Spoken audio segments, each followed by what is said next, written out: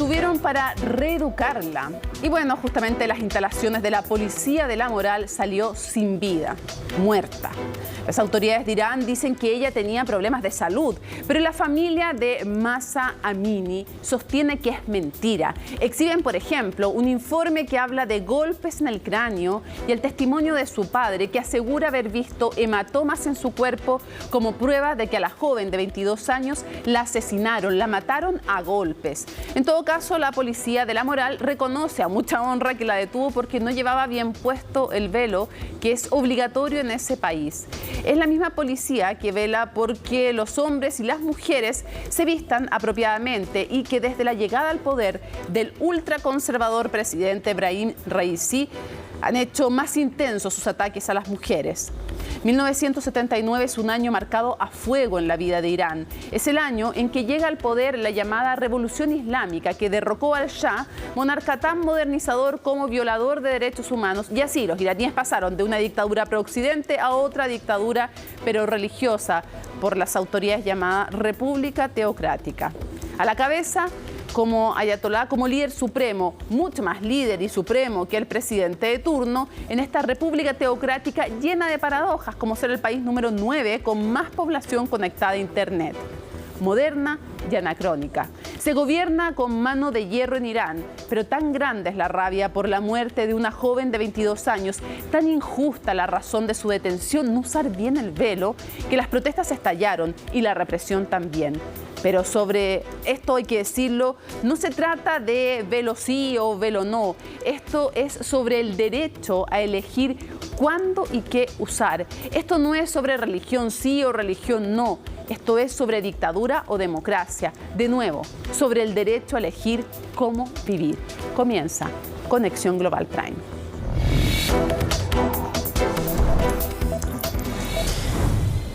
¿Cómo ocurrieron los hechos? ¿Cómo se desataron las protestas? ¿Quién era esta joven? ¿Qué ocurrió con ella? Paloma Ávila en su nota nos lo cuenta.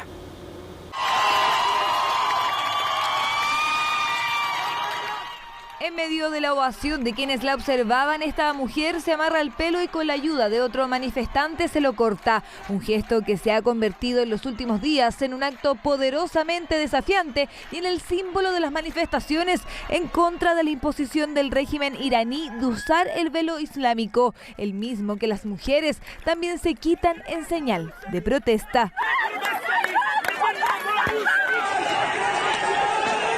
Pese a los muertos y a las decenas de heridos, los iraníes no bajan la guardia. Este miércoles, por quinto día consecutivo, salieron a las calles para mostrar su indignación tras el presunto asesinato de Mahsa Amini. La joven de 22 años fue detenida la semana pasada por la policía de la moral por llevar mal puesto el velo y nunca regresó. Este comportamiento que causa la muerte de alguien no está bien. No creo que esté de acuerdo con la visión del Islam. La mujer llevaba el velo de tal manera que dejaba a la vista parte de su cabello. Por eso fue llevada a una sede de la policía de la moral para una clase de reeducación. No se sabe exactamente qué ocurrió en ese lugar, pero Amini tuvo que ser trasladada a un hospital, donde al poco tiempo falleció. No hemos recibido ningún informe sobre la golpiza de esta mujer por parte de los organismos reguladores. Estamos al tanto de este incidente, haya ocurrido o no. Básicamente la policía moral no tiene los medios para golpear, no tienen un bastón o un medio para golpear.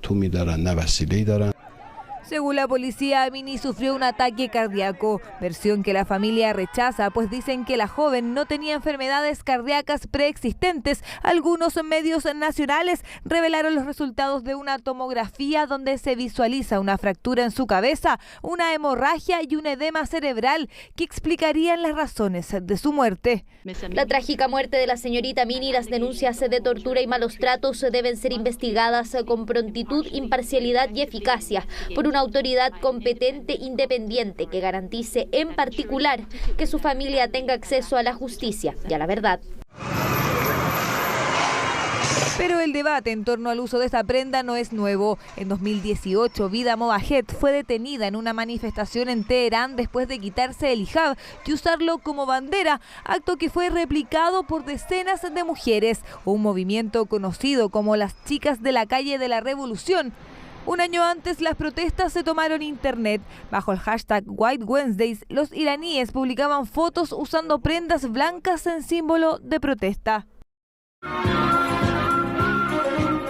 Es que el uso del velo no ha sido siempre obligatorio. Antes de la revolución de 1979, a las mujeres se les podía ver con minifalda y blusas de manga corta. Eso hasta que el ayatolá Ruhollah Khomeini llegó al poder, obligando a las iraníes a cubrirse el cabello, dejar de usar maquillaje y comenzar a usar mantos hasta la rodilla. Se aplica a las mujeres, desgraciadamente, para cercenar sus derechos, para cercenar su propia existencia, su propia presencia física y también la presencia moral y espiritual. Pese a que Khomeini murió en 1989, sus creencias siguen arraigadas en el régimen, siendo el velo una de sus herencias junto al sistema de gobierno dominado por líderes clericales. El actual presidente Ebrahim Raisi es uno de los más fieles protectores de estas costumbres. Incluso durante su periodo ha aumentado aún más los controles de la policía de la moral.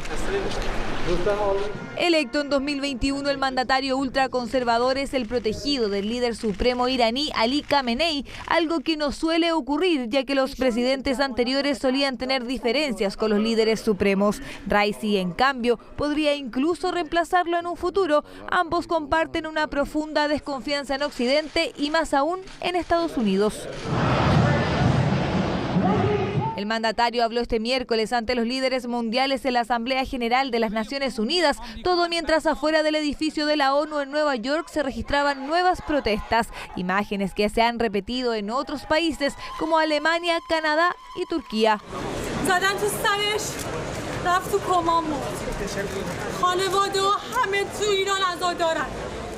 En redes sociales, mujeres de todos los rincones se unieron subiendo videos en los que aparecen cortándose el pelo. Así no solo piden justicia para Mahsa Amini, sino también para avanzar en los derechos de las mujeres y terminar con la dictadura religiosa que vive Irán hace más de 40 años. Tenemos el gusto que nos acompañe en el estudio Isaac Caro, que es profesor titular de la Universidad Alberto Hurtado. Isaac, muchísimas gracias por estar con nosotros aquí en el estudio presencial. Un gusto, Mónica, estar nuevamente acá y contigo. Bueno, ya vimos, la situación es trágica, lo revisamos en la nota, lo que pasó con esta joven de 22 años, pero quisiera llevarlo más a lo global. ¿Cuál es la situación hoy día de la mujer en Irán y con el nuevo gobierno, cuando llega el presidente Ebrahim Raisi? ¿Qué pasa? Porque claro, van cambiando los presidentes. Sí. ¿De qué oleada es y cómo eso afectó los derechos humanos y la situación de las mujeres? Sí, yo te diría que claramente acá hay un mandatario que es de una línea bastante dura, muy diferente a lo que representaba el presidente Rouhani, el anterior, que de hecho eso permitió anteriormente que finalmente se firmara un acuerdo, el acuerdo 5+1 con Irán y avanzar en el programa nuclear. Hoy en día estamos en una situación bastante distinta. Este es un personaje que además ha sido fuertemente cuestionado por los organismos de derechos humanos, que tiene una visión muy cercana además al actual ayatolá Khomeini, y en ese sentido lo que se busca es preservar el carácter islámico de la revolución que existe desde 1979. Y en esa dirección se ha llevado a cabo una serie de medidas. Por ejemplo, incluso se busca que todo lo que tiene que ver con la vestimenta, el velo fundamentalmente de las mujeres, sea además de alguna manera importante, coordinado también a través de la tecnología. Hay medidas que se están anunciando para que también tecnológicamente se puedan establecer estas medidas que controlen el velo en el transporte, en la calle. Es realmente impresionante. Ya, para aumentar el control de esta policía de la moral. O sea, tú dirías, en el fondo, básicamente, llega un presidente de la línea más extrema y por lo tanto la situación hoy día de las mujeres es más crítica de lo que ya era. Ya hay un par de cosas que ya son básicas, que están en su constitución. Obviamente que ni hablar, no pueden ser presidenta, eso está prohibido, tiene que ser hombre quien sea presidente, menos líder supremo, porque nadie lideresa suprema, tampoco está permitido, entre muchas otras cosas. ¿Qué nos dicen los informes de Amnistía Internacional, de los organismos de derechos humanos en general de la situación de las mujeres en Irán? Sí, la situación de las mujeres, por ejemplo, hay muchas personas dentro de Irán que de alguna manera han defendido los derechos de las mujeres y hoy en día están simplemente encarceladas, ¿ya? Los informes fundamentalmente de Amnistía Internacional te hablan como, por ejemplo, el adulterio es castigado, el no usar correctamente. Pero incluso fíjate tú lo siguiente, acá no estamos hablando del uso no del velo, estamos hablando del uso correcto del velo. Es que lo usaban mal porque se le asomaban unos pedacitos de pelo. Exactamente. Claro, que eso es algo que están haciendo, incluso a modo de protesta. Algunas jóvenes están usando velo, pero que se les asome un poquito el pelo y eso no estaba permitido. Exacto, o por ejemplo que saquen información, las mujeres, por ejemplo, sin velo, descubiertas en Facebook o en las redes, también es castigado, también es castigado. Y bueno, tú mencionabas justamente esta policía que existe prácticamente desde el año 1979, que fundamentalmente lo que hace es preservar el correcto uso del velo y la vestimenta musulmana. Ahora, es importante mencionar, esto no solamente existe en Irán, también existe en otros países musulmanes, como Arabia Saudita, por ejemplo. Y en el caso de Irán, además, se ha establecido, creo que es en el mes de julio, si es que no me equivoco, el Día de la Castidad y del Velo, que se celebra anualmente y que de alguna manera da cuenta también de la importancia que tienen estos preceptos. ¿Tiene alguna implicancia el que esta joven sea kurda? Y quisiera que nos explicaras quiénes son los kurdos, la implicancia que tiene el hecho de que ella sea kurda justamente para el conflicto que estamos viendo. Sí, Mónica, yo diría que sí. Yo tengo la impresión, no he visto ahora la última información, pero tengo la impresión que gran parte de la protesta se da sobre todo en el Kurdistán iraní. Claro, de hecho comienza en el Kurdistán y después se va llevando a Teherán, a la capital. Y lo que es impresionante acá es que si tú te fijas, no solamente se trata de una mujer, sino que además se trata de una mujer que es kurda. Por lo tanto, estamos acá en persecución de mujeres, pero también en persecución de una minoría cultural, no religiosa, cultural, como los kurdos. Los kurdos son un pueblo que de aproximadamente se calcula entre 30 y 40 millones de personas que están repartidos fundamentalmente en 4 países, en Irán, Irak, Turquía y Siria. Y en Irán son alrededor de 10 millones. Claro, y en cada uno de esos países los ven con recelo también, no es solo un tema de Irán, los ven como recelo porque ven el miedo de que quisieran formar entre todos estos países o en cada uno de ellos independientemente o juntando estas regiones donde están más concentrados un territorios propios o un estado. Exactamente. Ni quiere decir lo que pasa en Irak ya con los kurdos y en Turquía, donde además han sido fuertemente también reprimidos. Ahora, no es solo el Islam una de las religiones donde se usan velo. Se usaban en el pasado en la religión católica, se usan en otras religiones. ¿Cuál es, en general, en las religiones, Isaac, también el rol del velo? Porque también hay muchas musulmanas que te van a decir, yo sí quiero usar el velo. Entonces no se trata de velo sí o velo no, digamos, sino que cuando es impuesto, cuando no. ¿Cuál es el rol del velo? Bueno, el velo fundamentalmente lo que tiene por finalidad es cubrir parte de la cara. Sé que también es usado en el hinduismo. Y sé que también es usado fundamentalmente por las mujeres judías, sobre todo las ortodoxas judías. Las más conservadoras. Las más conservadoras, una vez que se han casado, usan el velo porque señalan que el rostro solo puede ser visto por el marido. Por lo tanto, ahí también hay un significado religioso. Ahora, más allá de esto, es importante, Mónica, establecer que en varias partes de Europa hay un debate sobre el uso del velo. Estamos hablando del velo, pero también sobre el uso de la burka. Y no solo en Europa, hay muchos países en donde está prohibido. Incluso, por ejemplo, Francia dice no por razones de seguridad. En un ámbito, cuando te vayas a hacer un trámite, cuando vayas a estar, tienes que andar descubierto. En otros países se dice no, porque también por el tema del laicismo. Así es. Hay un debate. Sí, ahora, en el caso de Francia, que tú mencionas muy bien, ya, claro, está prohibido el uso del velo en las escuelas públicas, fundamentalmente en base a una ley religiosa que también te prohíbe el uso de la kipá, claro, y también del crucifijo visible. Claro, en cualquier símbolo religioso se dice atenta contra el laicismo, esa es la perspectiva. Ahora, también hay una eso es en la escuela pública, porque pasa distinto con la burka. La burka está prohibida en el espacio público. Sí, claro. O sea, hay alguna diferencia. Otra cosa es lo que se quiere hacer en las escuelas confesionales, pero el Estado como tal, laico. Claro, pero la burka, porque la burka es la cobertura completa. Hay distintos tipos de velos también.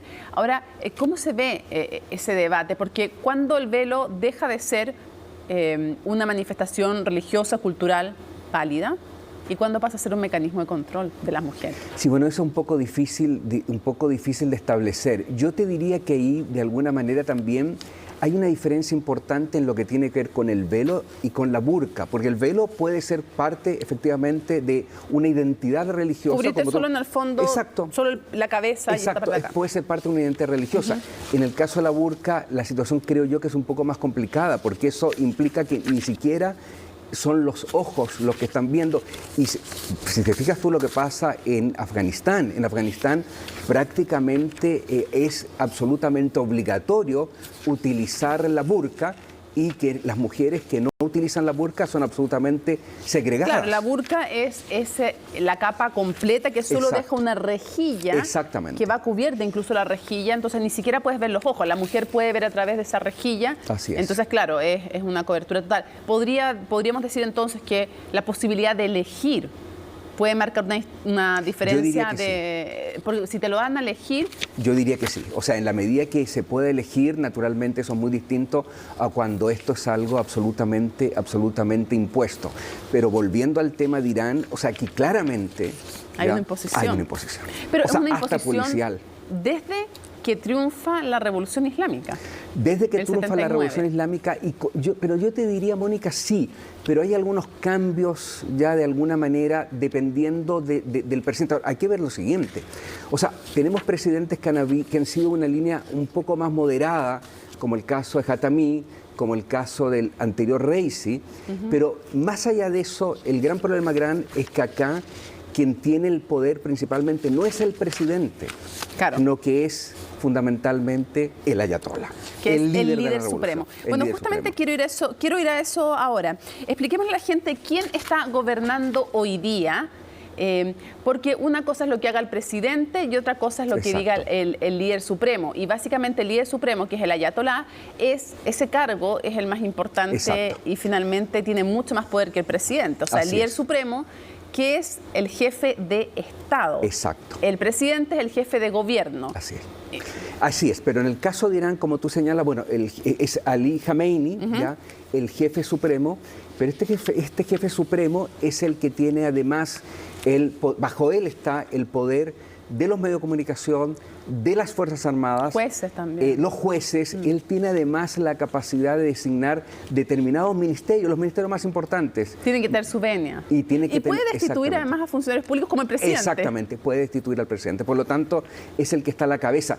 Y si por ejemplo, si nos fijamos, de alguna manera hay una estructura política ya representada por este jefe de gobierno, y frente a esta estructura política está esta estructura clerical que está por sobre esta estructura propiamente política. Es una república teocrática, o sea, es una república religiosa, en donde finalmente cualquier organismo político intermedio, las asambleas legislativas, finalmente terminan en el poder del líder supremo. Así es. Y la pregunta, entonces, para ir cerrando, Isaac, la pregunta es, en este contexto, también me gustaría que le explicaras a la gente, porque después vamos a ver un mapa con los países, cuál es el rol, qué es ser chiita, qué es ser sunita, y cuáles son los países más relevantes con mayoría de esta población, y tal vez los dos más relevantes cuando hablamos de Irán y Arabia Saudita, que se enfrentan siempre en el escenario internacional. Exactamente, como tú dices, voy a empezar por lo último. Efectivamente, hay un enfrentamiento prácticamente histórico entre Arabia Saudita e Irán, que representan las dos principales ramas del Islam. Fundamentalmente la división se produce a la muerte del profeta Mahoma. ¿Y por qué se produce? Porque Ali, que es el yerno y primo de Mahoma, y los sucesores de Ali, la casa de Ali, son considerados los legítimos herederos de Mahoma por los chiitas. Sin embargo, los sunitas no aceptan a Ali como un legítimo heredero, y hay otra dinastía que es la dinastía de los omeyas, y por lo tanto hay una línea sucesoria distinta. Los califatos, en el fondo. Exactamente. Luego viene el califato. Ellos son los sunitas, califatos, deben ser los que sigan. La rama de Ali, el yerno, para los chiitas deben ser. Exactamente, yerno Ali. Y bueno, hay alrededor de 1.500 millones de musulmanes. Se calcula que aproximadamente el 15% son chiitas y el resto son sunitas. Los chiitas son mayorías principalmente en Irán, una gran mayoría en Irán, en Irak, en Azerbaiyán y en Bahrein, y habiendo también grupos importantes en otros países, como el Líbano. En el resto del mundo musulmán, la mayoría son sunitas. Pero aquí se estarían enfrentando, en el fondo, por un lado, siempre en la geopolítica, Irán con mayoría chiita. Exacto, y Arabia Saudita con mayoría sunita. Y un tema que se me había olvidado, Mónica, que no es menor, cuando tú preguntaste sobre los kurdos son en su gran mayoría sunitas. Sí, claro. El 80% de los kurdos aproximadamente son sunitas, y eso es importante tenerlo en consideración. Sí, porque es una minoría religiosa y cultural dentro de Irán de mayoría chiita. Isaac, muchísimas gracias por habernos acompañado en Conexión Global. Gracias a ti, Mónica. Bueno, vamos a situarnos en el mapa, siempre es importante y relevante. Ya lo veíamos con Isaac Caro, las divisiones y las razones que dividen a chiitas y a sunitas, pero veamos quiénes son los vecinos y miren el vecindario en el cual se encuentra inserto justamente Irán con su capital Teherán, por supuesto, y Irak, con quien estuvo en guerra, ustedes lo recordarán, la guerra del Golfo, por supuesto. Arabia Saudita, este gigante que es también, y que es uno de los dos gigantes que se enfrentan tradicionalmente en Medio Oriente, siendo en Irán la mayoría religiosa chiita y siendo en Arabia Saudita la mayoría religiosa sunita. Pero no es solo en base a la religión que se enfrentan, hay geopolítica y estrategia y recursos naturales. Miren los vecinos entonces, tenemos al norte, está justamente el límite con Armenia, Azerbaiyán, el Mar Caspio y Turkmenistán, ahí lo ven ustedes. Después al este tenemos Afganistán y Pakistán. Después tenemos al oeste Turquía e Irak, y al sur tenemos al Golfo Pérsico y también el Mar de Omán.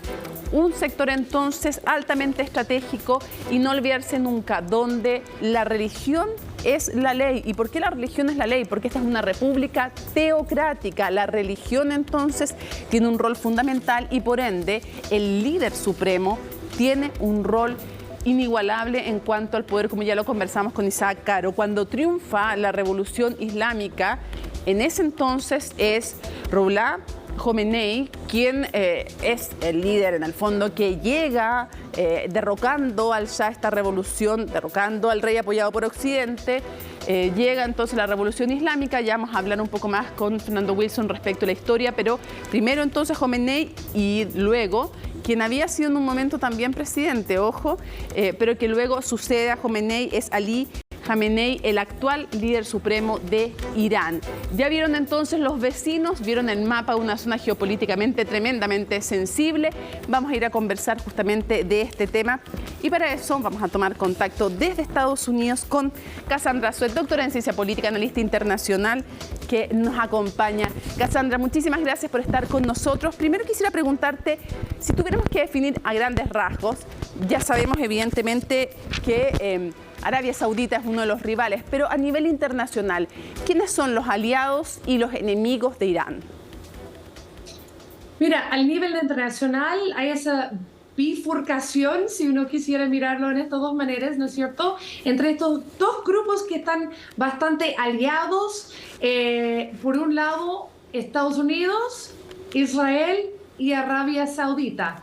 Y esto obviamente tiene la historia de acercamiento entre Israel y Estados Unidos por temas estratégicos y también por el tema de petróleo, esa gran alianza que no es tan coherente con la visión en términos de derechos humanos, ¿no es cierto?, de ver esa alianza tan fuerte que ha realmente dominado las relaciones exteriores de Estados Unidos en el Medio Oriente durante los últimos décadas.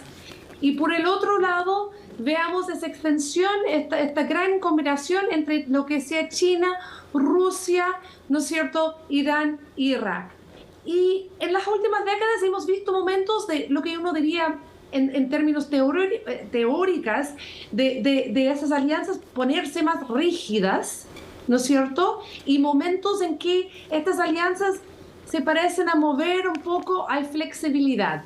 En este momento geopolítico, sin duda, estamos en uno de los momentos más rígidos, ciertamente durante mi vida, y esa situación de la última semana en Irán pone énfasis en qué manera estas alianzas, estos enemigos y amigos internacionales van a jugarse.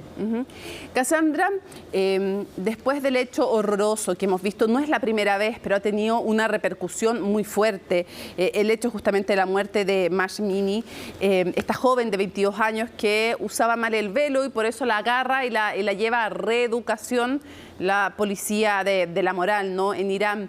¿Qué reacciones internacionales ha generado y qué consecuencias crees que puede tener también? Mónica, en este instante voy a ser como bien clara. Implicaciones internacionales no creo que habrá, porque en este momento todo el enfoque internacional está en las tensiones de los últimos días en Ucrania, en Rusia, la potencial de una guerra nuclear, las tensiones entre China y Estados Unidos, económicos como políticos. Pero esta instancia, ¿no es cierto?, esta tragedia y este ejemplo de inestabilidad que existe hoy en día en Irán, yo creo que eso llama atención exactamente a cómo los movimientos civiles locales en cualquier estado autoritario van a intentar utilizar las tensiones geopolíticas internacionales para ganar espacio, ¿no es cierto? Para ganar lo que en inglés digamos leverage, para ganar algún poder de negociación, mirando de que estas tensiones geopolíticas internacionales están en su límite. Algunos dirían, esto da una oportunidad para movimientos civiles y para partidos políticos de la oposición local a intentar captivar este potencial de un cambio de aire, ¿no es cierto? La represión de mujeres en Irán es bien conocido y genera simpatía internacionalmente. Lo que es menos conocido, pero que es también bastante real, es la opresión política de los partidos que enfrentan y que han intentado cambiar el sistema político sobre el cual has estado conversando. Entonces, es muy posible que eso es un inicio de un movimiento local, o que simplemente eso es un otro momento de erupción y de tensiones locales que no consigan empujar un gran cambio de régimen, pero sí ocurren con algo más frecuente, que son algo que nos vamos a ver durante ese próximo año, cuando ciertamente la tensión internacional está elevada.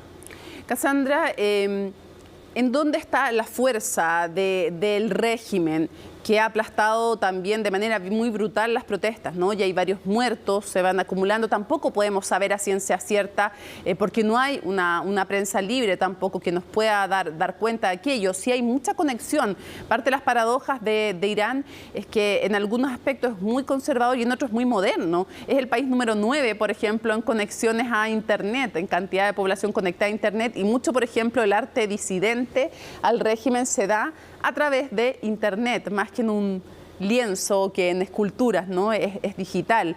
Quisiera preguntarte, ¿dónde está la fuerza de este régimen?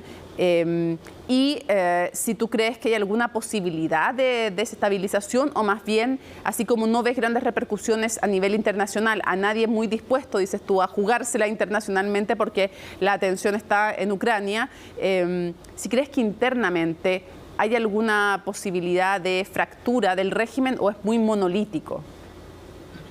Mira, yo creo que el hecho de que durante esta semana vimos al presidente Ibrahim Raisi sentar en la mesa con el presidente Macron y intentar a ese nivel internacional de restablecer el acuerdo, que en inglés lo llamamos del Joint Comprehensive Plan of Action, o el plan de acción sobre la limitación de expansión de capacidades nucleares en Irán, que se creó en 2015, y luego que Donald Trump y esa posición más dura de Estados Unidos que rompieron unilateralmente en 2018, el mirar la manera en que el presidente Raisi ha intentado empujar un nuevo camino al nivel internacional, para mí, demuestra la vulnerabilidad que se sienten al nivel doméstico. Porque las sanciones económicas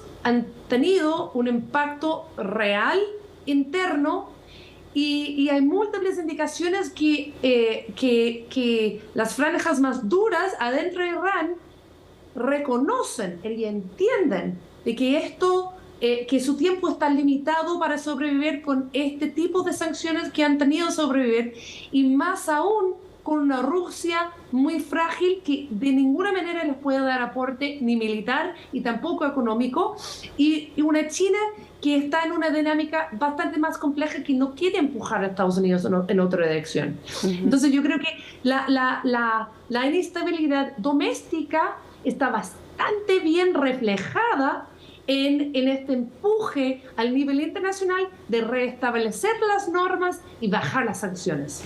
Cassandra, y en ese sentido, los pilares de este régimen son, me imagino, el ejército y el tema religioso. O sea, esta teocracia no se entiende sin el apoyo de la Guardia Islámica, del Consejo también Superior, básicamente esta mezcla entre religión y ejército.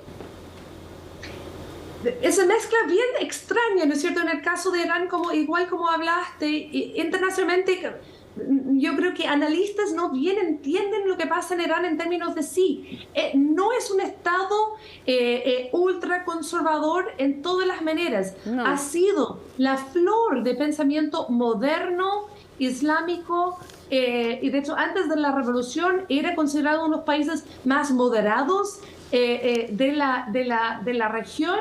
En la historia política entendimos que Estados Unidos, de los grandes poderes, de alguna manera hicieron un juego bastante peligroso en lo cual empujó Irán en esa dirección más conservador. Y cómo funciona el gobierno de Irán en estos múltiples niveles, como dices, hay la policía, hay la milicia de Basij, y la milicia es quien jugó en este caso específico, ¿no es cierto?, que es imposible saber exactamente cómo murió esa mujer, porque no es tan transparente, y los niveles de seguridad entre la policía, los militares y esa milicia que opera entre los dos hace obfus exactamente quién está en control de quién, y quién está manejando la presión y quién no está manejando la presión.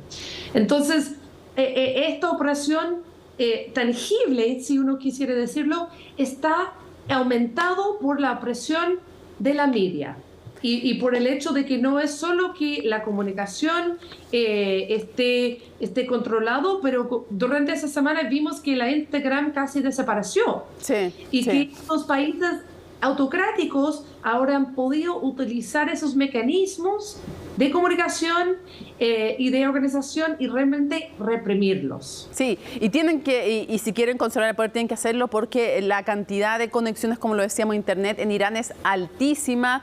Hay un divorcio también, al parecer, entre los jóvenes que usan estos medios de protesta y los sectores que comenzaron en el 79 esta llamada revolución islámica. Quisiera cerrar centrándome, Cassandra, en el punto de preguntándote respecto al programa nuclear de Irán. Es bien paradójico que no existiría probablemente si no fuera porque Eisenhower, en un minuto, cuando estaba no la revolución islámica, sino que estaba el Shah, esa dinastía, creó este programa de los átomos para la paz y compartió la tecnología nuclear, diciendo, en verdad, puede ser fuente de energía más barata, puede ayudar también a quienes declaran que lo quieren para la paz. Y bueno, y así se inicia básicamente el programa nuclear de Irán. ¿En qué están hoy día las conversaciones? Tú ya nos adelantabas. En un minuto Trump corta y se sale de estas conversaciones. ¿En qué está ahora? ¿Cuál es la capacidad real de Irán? ¿Cuál es el peligro real de la amenaza nuclear en Irán y en qué van las conversaciones? Mira, la construcción de instalaciones de enriquecimiento de uranio por centrifugación de gas en Teherán ha sido la principal fuente de preocupación por proliferación, ¿no es cierto? Y son más de 20 años que que según el gobierno de Irán, este enriquecimiento está destinado a producir combustible.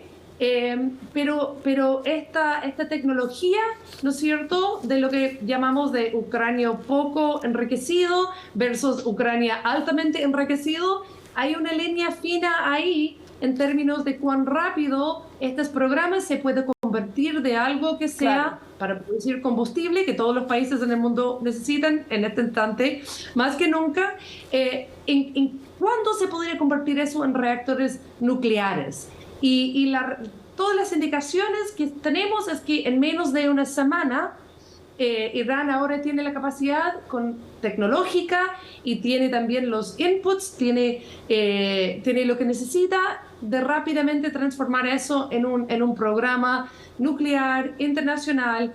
Y Trump, al salir del acuerdo, lo que hicieron básicamente es apagar todas las cámaras que se habían instalado y todas las maneras de observar estos programas, a lo cual Irán había aceptado. O sea, hay que recordar que es un país que firmó un acuerdo internacional, que aceptó una agencia internacional a ser un regulador de sus acciones, a medir, a observar y a mandar representantes, y a salir de este acuerdo. Ahora llevamos 4 años en lo cual estos programas no han sido bajo observación. Y puede ser que hoy en día, mucho más que volver al acuerdo de 2015, realmente se va a tener que pensar en cómo forjar un nuevo acuerdo que tome en cuenta la realidad de estos últimos 4 años sin este nivel de observación. Tú decías, en una semana pueden tomar la decisión de, no sé si te escuché bien, pueden tomar la decisión de empezar a ocupar el uranio enriquecido para una bomba. Mira, el último report del Congreso de Estados Unidos, que hay investigación que se hagan adelante el Congreso, que están publicados online, cualquier lo puede leer, y en esta última investigación que se haya realizado, fue bastante claro de que sus programas han avanzado. En este instante no hay evidencia concreta de que están destinados a programas o reactores nucleares destinados a la producción de armas nucleares, pero existe evidencia de que esto se podría rápidamente transformar redestinar, entiendo. Programa. Ya, te refieres a eso. En alrededor de una semana. Eso es el último reporte. La última testimonia de expertos sobre este tema ante el Congreso de Estados Unidos. Claro. Y luego viene la posibilidad o no de transportar esta arma y todo eso, en fin. Pero de que el peligro existe y obviamente influye en cómo se relacionan con Irán, y nada bueno ha salido en todo caso de este corte de las negociaciones que hizo Donald Trump. Cassandra, muchísimas gracias por acompañarnos desde Estados Unidos. Siempre un placer. Nos vamos entonces a la pausa en Conexión Global, pero queremos al regreso analizar cómo surge esta revolución islámica. Estos líderes supremos, además, que controlan a lo largo de la historia, 2 de ellos, el país Irán, que fue antiguamente un imperio en la zona, una moderna Persia, además. ¿Y qué pasó antes con la dinastía de los Shah? Al regreso lo conversamos. Estás viendo Conexión Global Prime.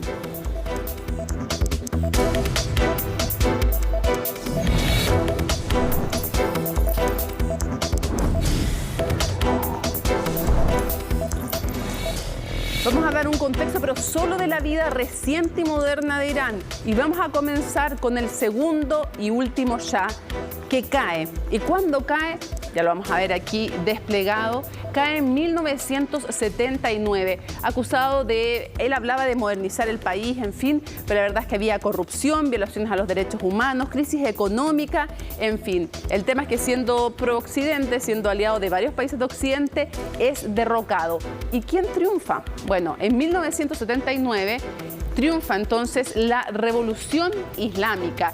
La revolución islámica fue una conjunción, una alianza que era vista como improbable, porque estamos hablando de un grupo que interpreta de forma muy radical, clérigos que interpretan de forma muy radical el Islam, con estudiantes también de izquierda, estamos hablando también de personas que estaban contra el colonialismo y por lo tanto no les gustaba la alianza con Occidente que tenía el Shah, quien logran derrocar, y justamente el Ayatolá, que después se convierte en el líder supremo, así designado en la revolución, con mucho más poder, lo hemos visto, que el propio presidente Jomeini, quien había sido exiliado por el Shah, retorna entonces ese año 1979 en una imagen que es icónica y que entonces da origen a esta República Islámica. El 16 de enero de 1979 es el derrocamiento del Shah y comienza entonces la República y la Revolución Islámica. Hay muchos hitos, evidentemente, dentro de la vida y dentro de la historia de esta Revolución Islámica, pero ahí vamos a ver una imagen que es también muy, muy clara de una de ellas, es esta crisis de los rehenes. Estudiantes dentro de Irán entran en la embajada y toman rehenes a norteamericanos, a 66 diplomáticos, de hecho, y ciudadanos de Estados Unidos. La verdad es que no hubo en todo caso calma de inmediato. Había evidentemente un proceso todavía de mucha efervescencia, a pesar de que había sido derrocado el Shah, a pesar de que habían triunfado en la Revolución Islámica, todavía seguían muchas protestas y muchas de las cosas que ocurrían tenían que ver con ese sentimiento anticolonialista y anti-Estados Unidos. Y en ese contexto entonces se produce la toma de la embajada y la toma de rehenes, en un hecho que fue tremendo, que siempre se ha dicho que se dice que hubo efectivamente apoyo de los clérigos o de las nuevas autoridades, de los nuevos líderes para este secuestro que fue de 66 personas, 52 diplomáticos, 14 ciudadanos norteamericanos durante 444 días y que dio origen entonces a la ruptura de relaciones entre Estados Unidos e Irán, una ruptura que sigue hasta el día de hoy. Avancemos un poco para llegar a la primavera árabe, 2010 a 2012. Olas de protestas contra la corrupción, demandas también de una vida digna en distintos países árabes, también en Irán. En la ciudad de Sidi Bouzid, un vendedor de verduras se prende fuego como señal de protesta y ese acto comienza entonces a encender en todo el mundo árabe esta llamada primavera árabe, que efectivamente lleva el 14 de enero de 2011 la caída del régimen de Zine el Abidine Ben Ali. Pero estas protestas desde ese lugar se expanden a muchos países del mundo árabe, pero sin lugar a dudas, sin cambios de relevancia, sin cambios de importancia real. Vamos rápidamente entonces a revisar los últimos gobiernos entonces, pero uno podría decir que han ido oscilando. El presidente, el líder supremo, ya les dije, han sido dos, pero básicamente han habido evoluciones. Aquí tenemos algunos, hemos puesto de los más importantes, más relevantes.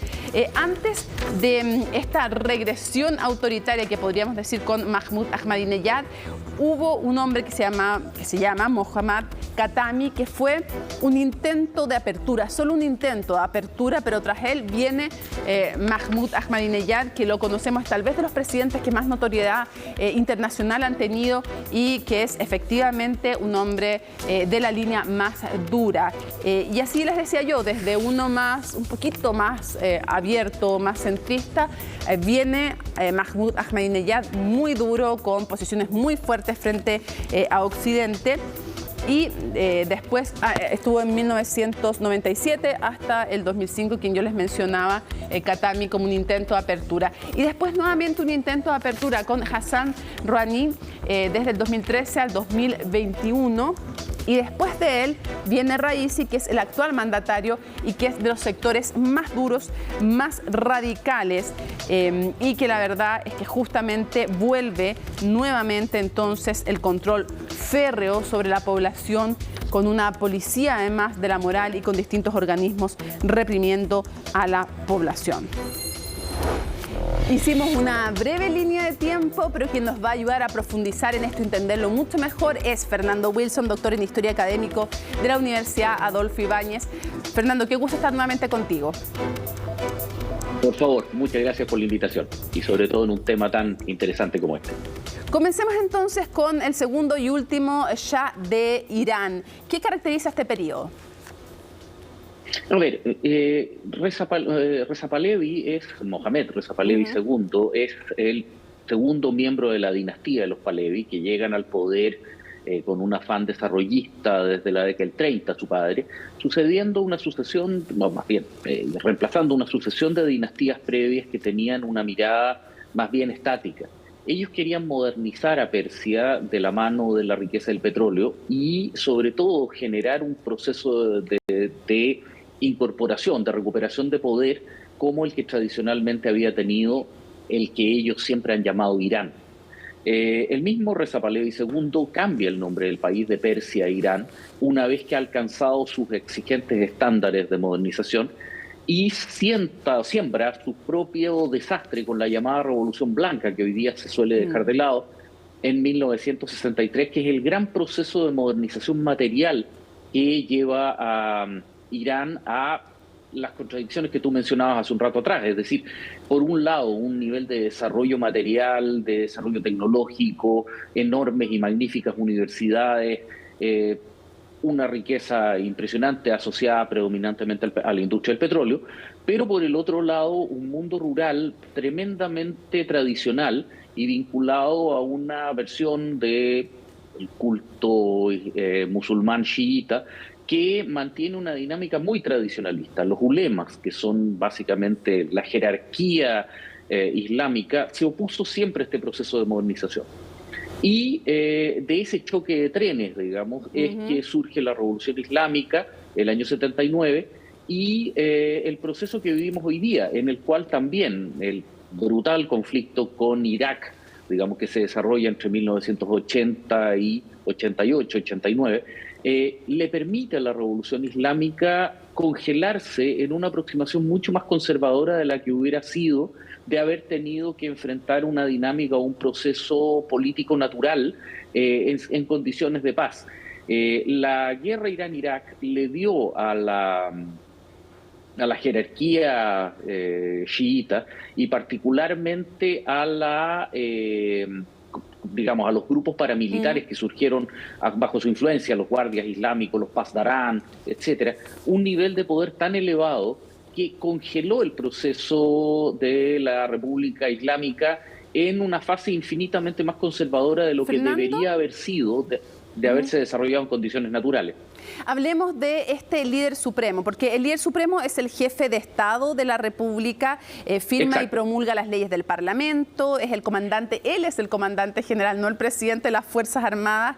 Él designa al Consejo de Guardianes, que vela por todas las candidaturas, a los directivos de la radio, de la televisión, organiza las elecciones, puede destituir al presidente. Ok, la pregunta es la siguiente, estas dos figuras, ¿cómo las podemos describir? Tanto el primero, cuando triunfa la Revolución Islámica y llega en este avión, que es bien impresionante esa imagen de Jomenei, y otros dicen Jomeini, hay como infinitas formas de pronunciarlo.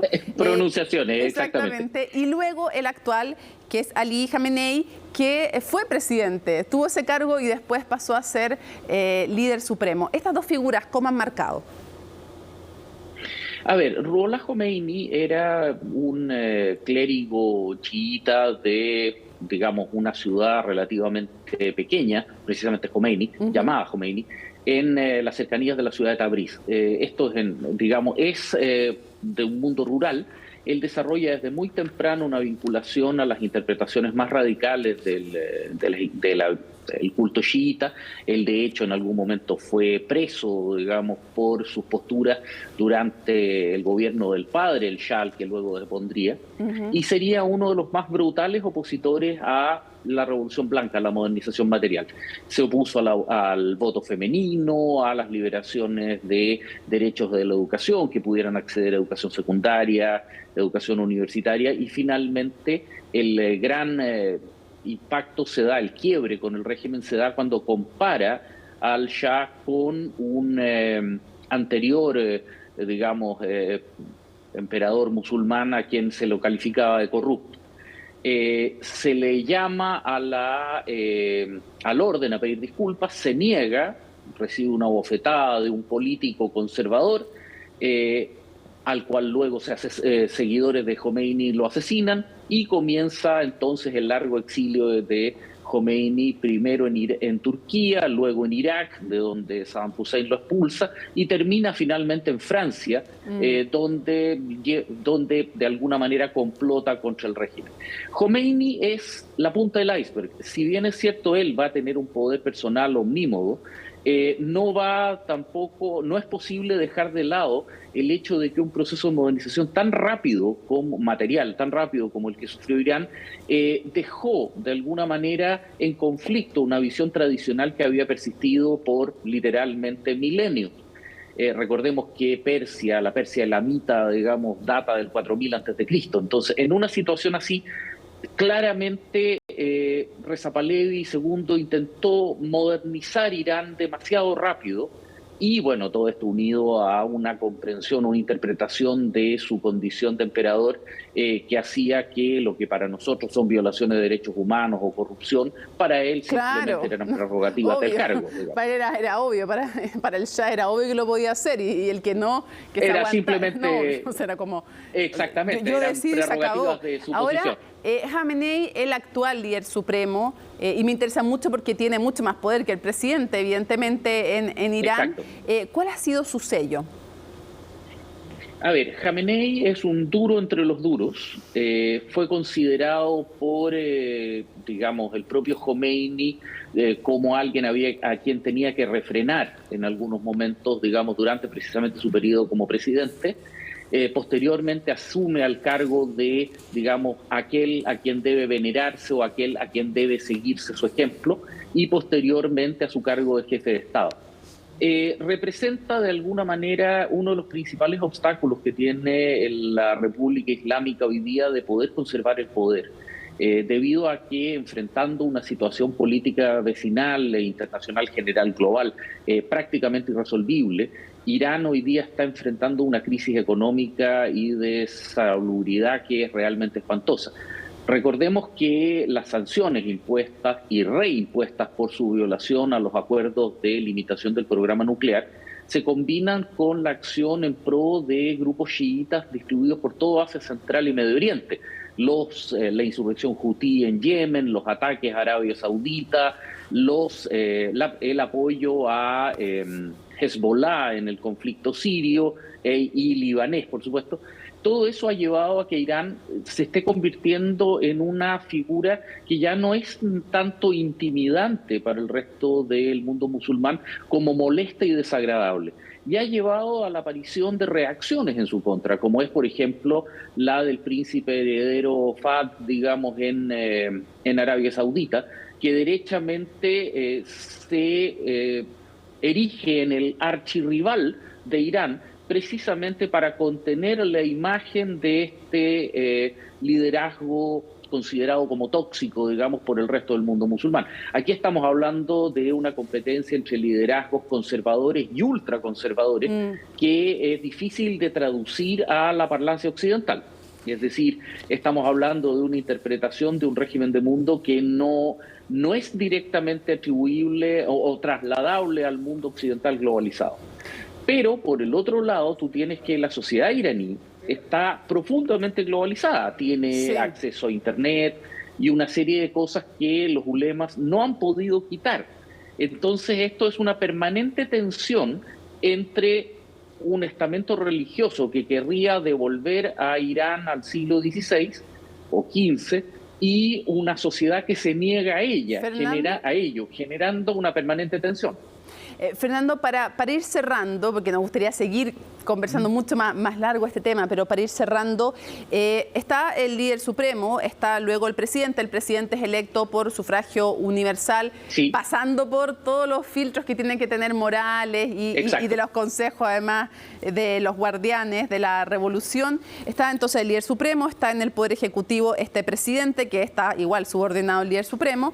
Luego está el Poder Ejecutivo con una asamblea consultiva islámica que se elige efectivamente y con un consejo de guardianes, la mitad de los cuales elige el líder supremo, la otra mitad desde los tribunales de justicia, también elegidos por el líder supremo. En fin, la pregunta es, ¿qué es lo más importante o lo que hay que mirar para la sucesión del futuro líder supremo y el futuro de este régimen. ¿Qué tenemos que mirar y qué tan distinta es la organización política que tenemos que mirar y atender?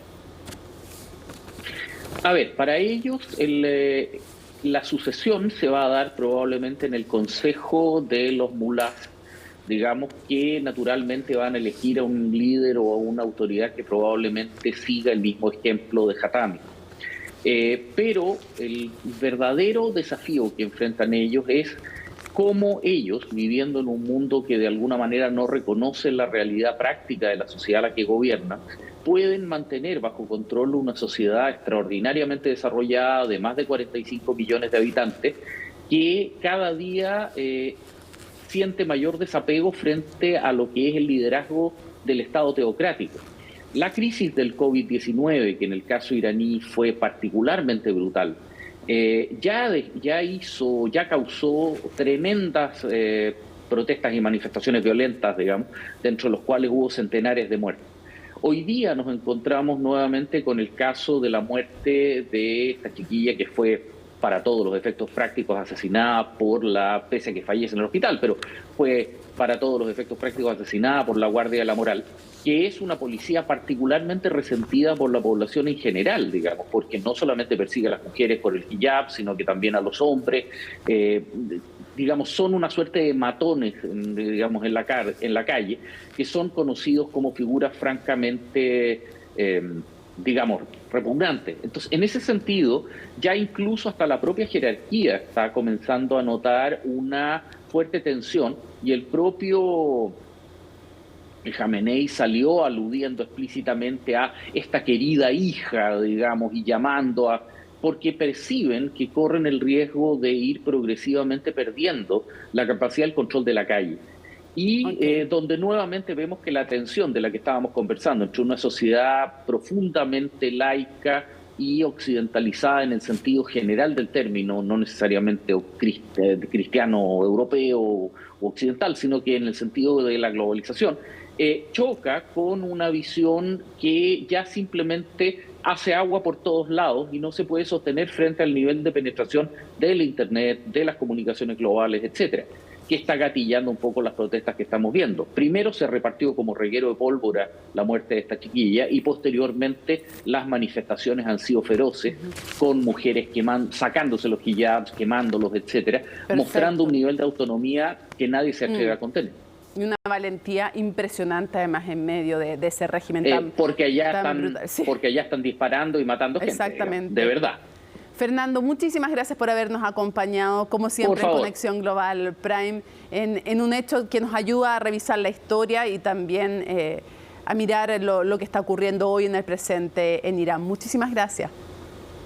Por favor, muchas gracias a ustedes, que estén muy bien. Hasta luego. El presente también, pero que no se entiende sin el pasado. Siglos de historia que hemos revisado hoy día brevemente en Conexión Global Prime. Nos vemos. Chao.